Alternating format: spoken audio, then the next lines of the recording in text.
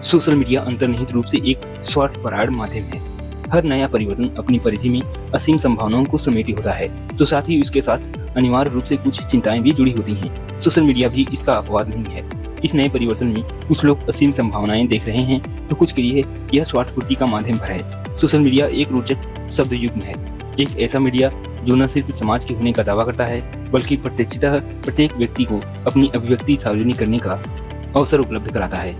इसी अर्थ में यह उस परंपरागत मीडिया से अलग है जो समाज का होने का दावा तो करता है, किंतु समाज की प्रत्यक्ष भागीदारी को नहीं स्वीकारता। सोशल मीडिया ने एक तरह से प्रत्येक व्यक्ति को एक मीडिया हाउस का मालिक बना दिया है, जहां वो अपनी अभिव्यक्ति को टेक्स्ट, वीडियो, फोटो इत्यादि के माध्यम से प्रस्तुत कर सकता है। अभिव्यक्ति के विस्तार को शायद ही किसी अन्य माध्यम ने उतना बढ़ाया होगा जितना सोशल मीडिया ने।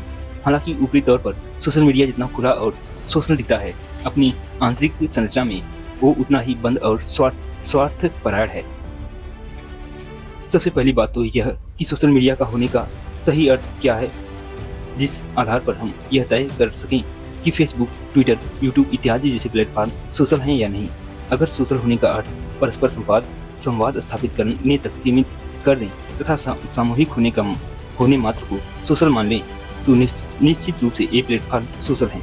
किंतु यदि सोशल होने का अर्थ समाज की बेहतरी तथा इसके विपरीत इसके विकास के लिए कार्य करना है, तो सोशल मीडिया की पहुंच यहाँ तक नहीं हो पाई है। इस अर्थ में सोशल की बजाय स्वार्थी हो जाता है। सोशल मीडिया का कोई निश्चित लक्ष्य नहीं है और न ही राज्य की कानूनों से इतर इसका कोई सामाजिक नियम है। इस प्रकार एक लक्ष्य विहीन व नैतिकता के भार से मुक्त सोशल मीडिया का स्वार्थपरायण हो जाना स्वाभाविक ही है। अभी तक सोशल मीडिया संवाद का ऐसा ढांचा स्थापित नहीं कर पाया है जो समाज की उन्नति तक जाता हो, बल्कि यह अराजक अभिव्यक्तियों का समुच्चय मात्र बनकर रह गया है। सहमति निर्माण, मैन्युफैक्चरिंग कंसेंट का सिद्धांत देने वाले प्रसिद्ध विद्वान नोम चोम्स्की कहते हैं कि परंपरागत कॉर्पोरेट मीडिया में के बरक्स सोशल मीडिया ने आम लोगों की पहुंच में वृद्धि तो की है, किंतु यह सहमति निर्माण में कहीं अधिक शक्तिशाली है। सोशल मीडिया को संचालित करने वाली संस्थाओं के पास अपने यूजर्स के पसंद नापसंद, विचार इत्यादि के संबंध में अपार सूचनाएं हैं, जिनका उपयोग वो विज्ञापन दाता को निर्देशित करने में करती हैं। यह दो वजहों से खतरनाक है। एक तो जो भी अभिव्यक्त कर रहे हैं वह निजी कंपनियों द्वारा अपने उत्पाद निर्माण में उपयोग किया जा रहा है, यानी यह सोशल दरअसल कुछ कंपनियों के स्वार्थ का जरिया मात्र बनकर रह गया है। दूसरे, इन सोशल साइट्स के संचालक काफी हद तक इस बात को प्रभावित करते हैं कि किसी खास विचार को किस प्रकार केंद्र में रखा जाए। यह अनायास नहीं है कि उत्तर कोरिया की तानाशाही की वीडियोज काफी तेजी और नियमित अंतराल पर वायरल होते रहते हैं, जबकि इसके इतर दूसरे प्रकार की तानाशाही कम देखने को मिलती है। अर्थात सोशल मीडिया शक्तिशाली के स्वार्थ को पूरा करने का एक माध्यम है। इसके अतिरिक्त विभिन्न राजनीतिक दल व संगठनों द्वारा भी सोशल मीडिया का उपयोग अपनी स्वार्थ सिद्धि के लिए किया जाता है। स्वार्थ सिद्धि का अर्थ अपना प्रचार करना नहीं, बल्कि गलत तरीके से प्रचार करना है। सोशल मीडिया की संरचना ऐसी है जो सबसे पॉपुलर है, अर्थात जिस पर लाइक और हिट्स अधिक हैं वो अधिक स्वीकार हो जाता है।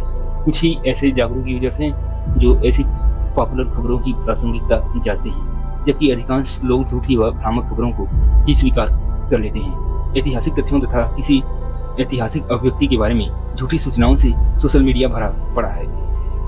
उससे उन लोगों का स्वार्थ सत्ता है जो एक नई झूठी दुनिया गढ़ना चाहते हैं। साथ ही चूंकि सोशल मीडिया सही पहचान के लिए बाध्य नहीं है, इसलिए स्वार्थी तत्व अपनी पहचान छिपाकर गलत कृत्यों को अंजाम देते हैं। ट्रोल ऐसे ही विशेषताओं से युक्त यूजर्स को कहा जाता है।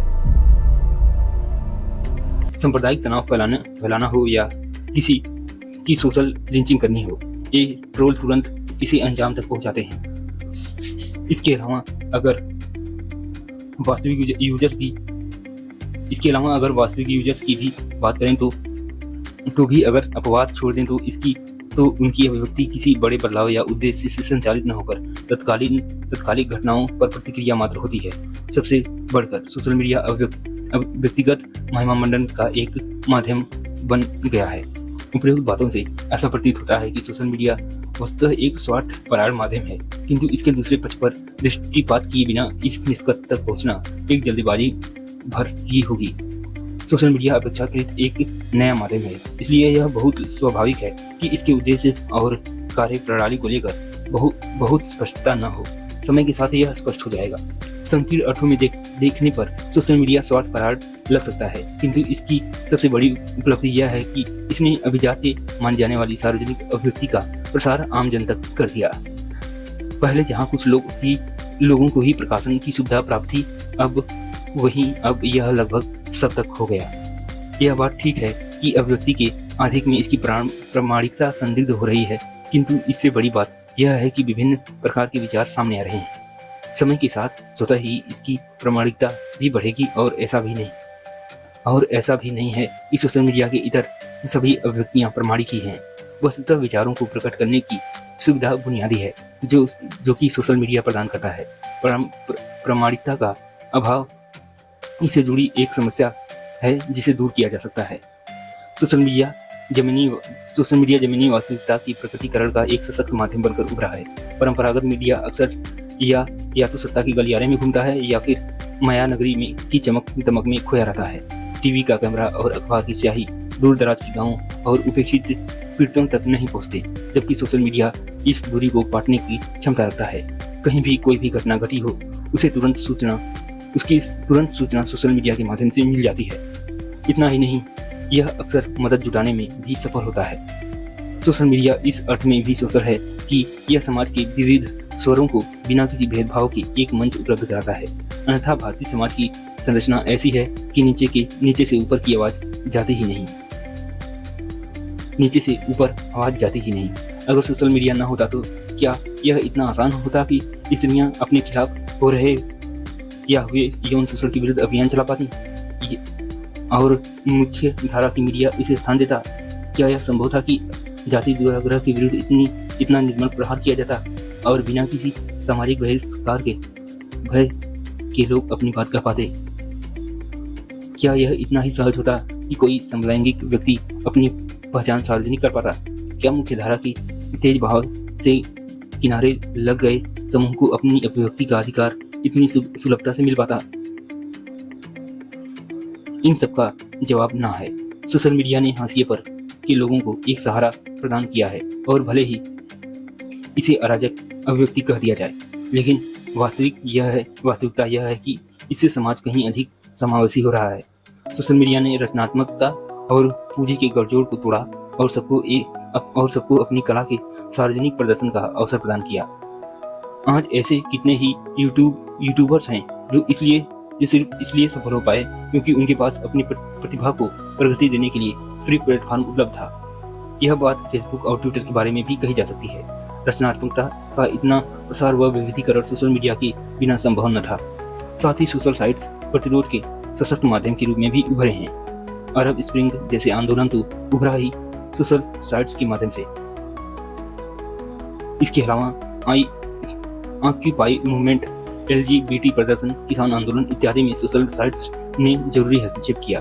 अगर यह कहें कि मेन स्ट्रीम कल्चर के बरक्स सोशल साइट्स एक काउंटर कल्चर के रूप में उभर रहे हैं तो यह अतिशयोक्ति न होगा, और सोशल मीडिया के ये सारे अपवाद उसकी व्यापक सामाजिक उपयोगिता को सिद्ध करते हैं। अंत में यह कि इससे कोई इनकार नहीं कि सोशल मीडिया के अंदर नहीं कुछ चुनौतियां हैं, किंतु ये इतनी सघन नहीं है कि सोशल मीडिया को पूर्णतः स्वार्थी सिद्ध करने की निष्कर्ष तक पहुंचा दें। इसकी उपलब्धियां इसकी चुनौतियों से कहीं अधिक विस्तृत हैं।